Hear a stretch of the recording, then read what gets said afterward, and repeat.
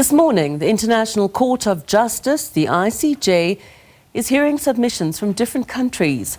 The ICJ's opened hearings to gauge Israel's responsibility for the humanitarian crisis engulfing Gaza during its war against Hamas. Well, the hearings, which began on Monday in The Hague, will run throughout the week. This follows a request last year from the United Nations General Assembly asking the court to assess Israel's responsibility to ensure the provision of essential supplies to Gaza. Well, we now cross to William, who is at The Hague. Good afternoon and thank you for joining us. Great to be with you, Juliet. Well, South Africa's made its submission at the International Court of Justice this morning. Do we know the detail of those documents? Yeah, that's absolutely right. We heard from three representatives for South Africa laying out their case, essentially saying that Israel is not fulfilling its international obligations or those under the auspices of the United Nations Charter. One of the representatives for South Africa is saying that Israel is simply ignoring those obligations.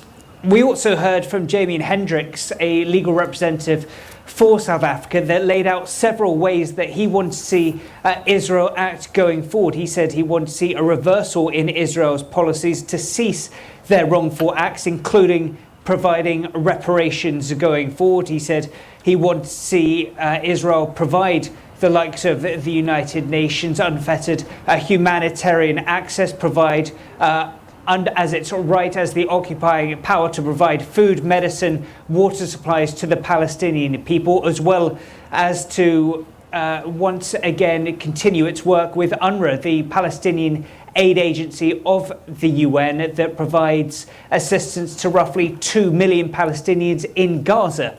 Now, the South African representative, Mr. Hendricks, also had a call for the United Nations directly, saying that they must do more to demand Israel reverse course and allow humanitarian aid into the Palestinian enclave, something they have blocked since March the 2nd.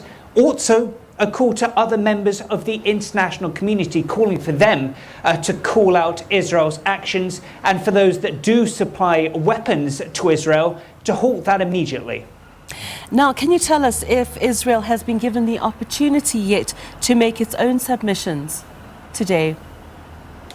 Israel certainly does have the opportunity, but it is not going to be speaking in person to the top UN court at The Hague. Instead, they have issued a written submission to the ICJ, and in the arguments from Israel essentially stating that UNRWA and UN agencies operate in Israeli territory, which is sovereign territory. Therefore, they are allowed to act and decide which agencies they choose to operate with. They also accuse UNRWA of being infiltrated by Hamas. That is something that the UN has somewhat refuted, and also saying that that is up to the UN to conduct their own internal investigations. They've already fired 10 members of UNRWA staff as part of that investigation.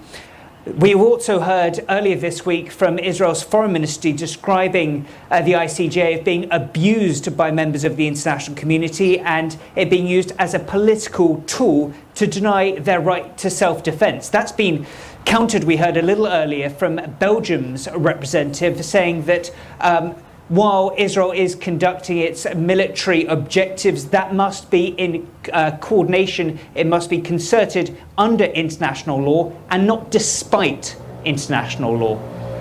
How might today's submission change, or at least influence the timeline of proceedings of the ICJ case, especially with Israel's counter-memorial now due by January the 12th next year? Well, when it comes to the timings, as you mentioned, these hearings are expected to last the week. We've got the likes of the United States, Russia and China among the roughly 40 or so countries set to present oral arguments throughout this week. But I've been told by ICJ officials in The Hague that it could be months for the 15-panel court to provide an advisory opinion. Now, while that opinion may take months, there are, of course, other battles being fought at the ICJ, including those presented by South Africa, accusing Israel of committing a genocide against the Palestinian people. That case, for example, could take years to conclude.